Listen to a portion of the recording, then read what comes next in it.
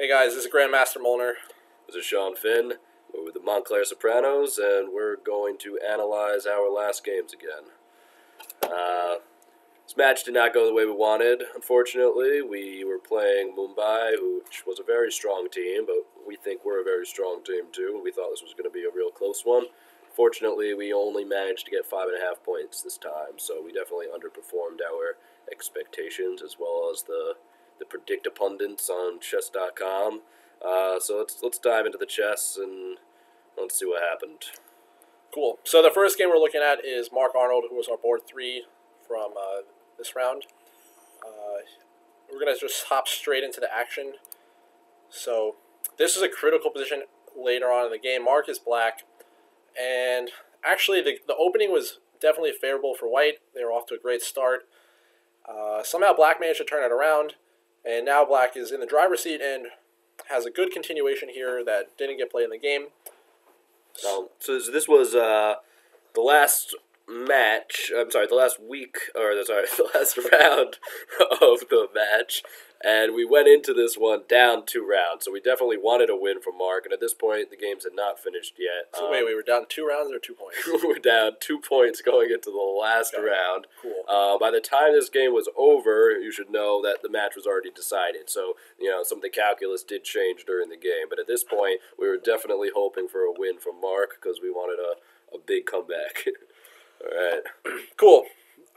So, in the game, Mark played rook e5, which is a pretty natural move, just dealing with the threat immediately to the rook. But queen d1 turned out to be a stronger move, and I don't know, in retrospect, it always seems easier to find these moves when you're not playing in the games. And then this idea of just rook c7 with penetration on the 8th rank.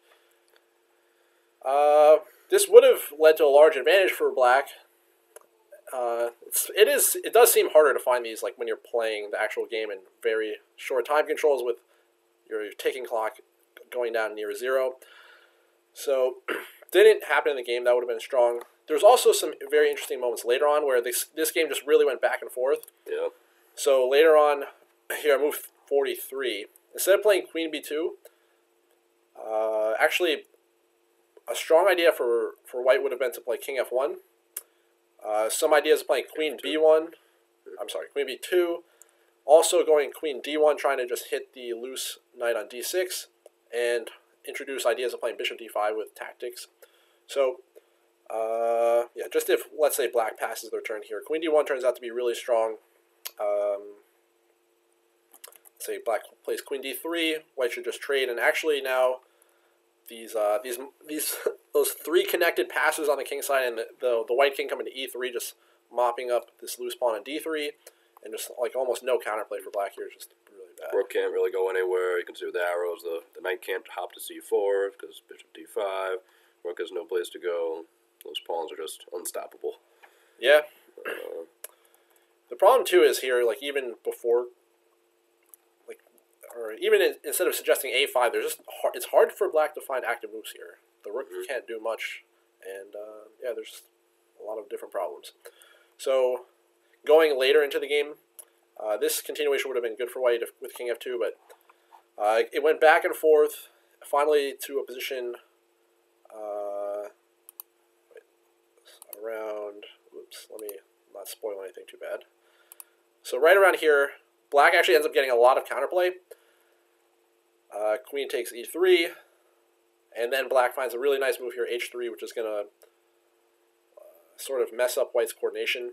So white's got to take, and now after queen f3, black gets to take on g4, and the position is back into black's favor, and a key move here would have been rook e6, and this more or less would have prompted white to go into an endgame with queen g5. The key idea here is that after bishop d5, black has queen f3, and no matter where white goes, there's going to be a check on the d file, picking up the bishop on d5, and black is winning. So king g1 is met by queen d1. King e1 is met by queen e3, and wherever the king goes, f1 or d1, you just play queen d3 and pick up the bishop. So this would have been like a great finish for Mark, but didn't quite manage to happen, and the last part of the game is a giant time scramble. Yeah. Anything left to add on this one? No, Mark certainly had a draw. Shortly after this, he chose not to take it. At that point, we were kind of just playing for pride. The match was decided, and or maybe maybe he was a little upset by the match result and just wanted a nice win at the end. I think he was not happy. He did go on to lose this game, unfortunately, but it did not affect our overall match result. Gotcha. All right, which one do you want to go to next? Let's go to Lenderman here. This was a really interesting game to me.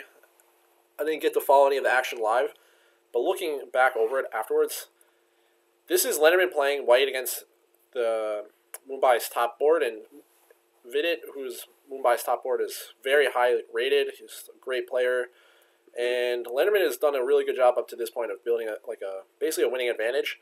But in the game, he wasn't able to crack Black's fortress here. He started with e5. I think this might have hurt his chances of winning the game. It's tough here because he has like a pretty serious material lead, but Black has really no weaknesses that White can really attack right now. So it's not easy to try to find a winning plan. But I think the best way that White could have played here was g4, and looking to basically create a pawn lever with h5 that's going to ruin the day for Black, I guess you could say. So after I was just making some moves here where Black basically just tries to hold this fortress without making any changes to their position. I thought maybe queen f6 is an interesting idea here, and the goal would be to play, let's say king g8 for example.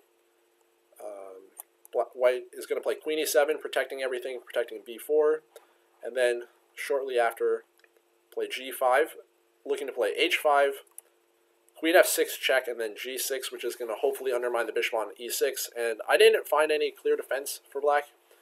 I thought a plan like this is the best way to at least attempt to win. It's tricky, but I think White is probably winning if they can just find the right plan. And this looks like a good way to do it. Mm-hmm. So, tough one. If the rook takes on b4 instead of king back to g8, sure, let's check that out. Just play h5 anyway, right? Yeah, exactly. And so basically White's just threatening h6 because even if Black takes, it doesn't matter that it's not guarded. Queen h8 will be mate. Yeah, that's a kind of cute little nice little idea. All right. Cool. So we'll go to, let's see, we got Dan and Robert left, right? Yep. All right, why don't we check out Robert's game? So last week he was kind of like one of our heroes. He had a crushing victory and nearly went 4-0. Yeah, started off 3 out of 3, and then was definitely winning the last game.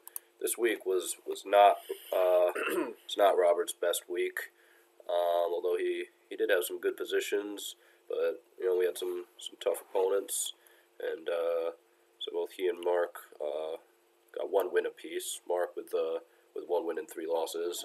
Robert with 2 draws this time. So this one was an interesting game. Watching this live, I thought his move was cool, and I thought we were about to see a fun attack. Then it didn't materialize quite the way, but it looked like he did have a missed opportunity here. That actually would have been pretty strong. You say the word cool when it comes to just playing a move like this. I don't know. I just thought it was no, cool. I mean this is like in a blitz game. I mean that might be all the analysis I need. It's like, hey, that just looks cool. It looks like it doesn't lose instantly. Let's try it. So, actually, Black responds pretty well here. He doesn't get greedy. He plays king h8, and there's no immediate way for White to make progress here. And Hess regroups. He plays knight g4, and Black goes after the e5 pawn with knight g6, trying to give himself a little bit more space, maybe too. And after the next sequence of moves, we find ourselves at an interesting moment here where White basically just misses like a golden opportunity, unfortunately, for us. And after we reach this position, Black takes, and White has basically a choice between like the move that was played in the game or a move that's could have been played. And the move bishop b7 here is just leads to a big advantage for White. The key is that these knights are overlapping here on the e5 and g4 squares, and Hess played this in-between move knight g6. Especially in a quick game, it seems natural, kind of a quick check, open up the king, mess up some pawns, and then take the bishop. but unfortunately he missed Black's response. Yep. So this, yeah, key difference here, and unfortunately, there's just, yeah, like Black's position is basically winning, on top of the fact that now he has this winning double attack, and there's just nothing left here. So Hess resigned. It was a tough one. Hess has a great player, and it's unfortunate to have a game like this. But yeah, he definitely wasn't happy afterwards, which is understandable. And yeah, and actually, our last game here is going to feature. Let's go back. Actually, ruining some of the interesting moments that happened here, but it's featuring a player who hasn't played yet for us, Dan Yeager.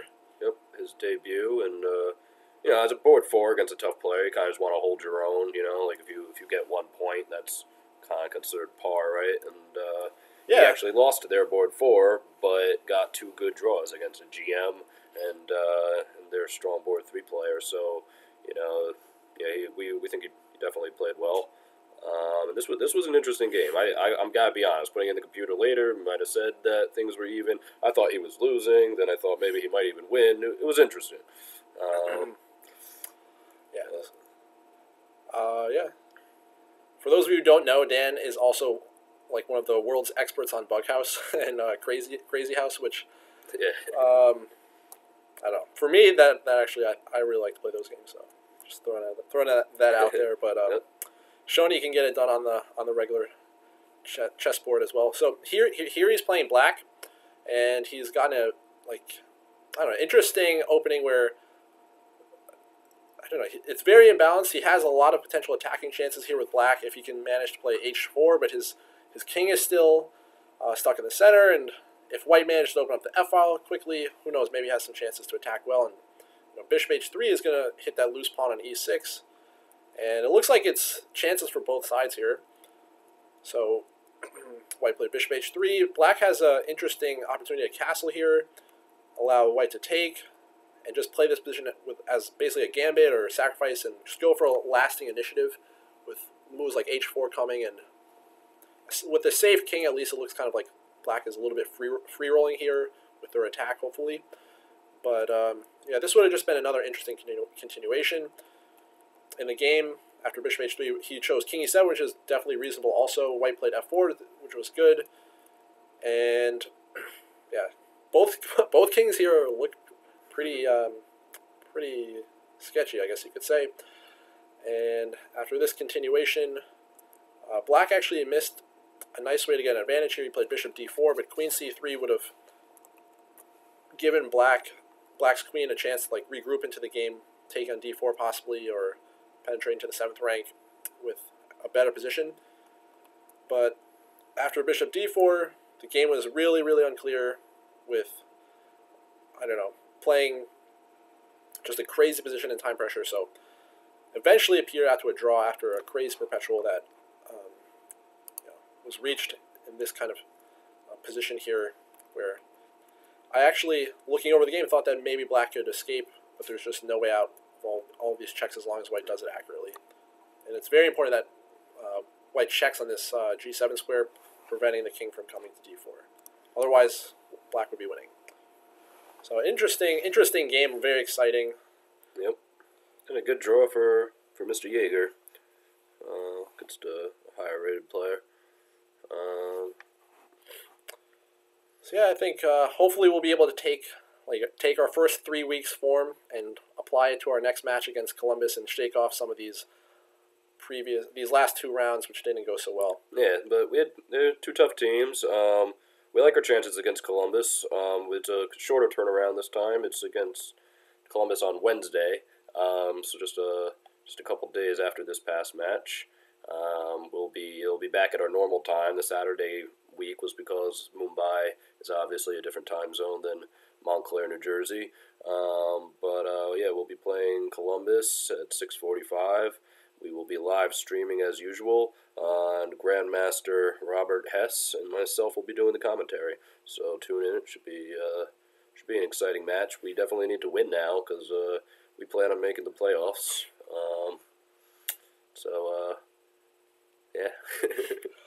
Yeah, so on that note, I guess we'll try to do our best next time, and Catch you later.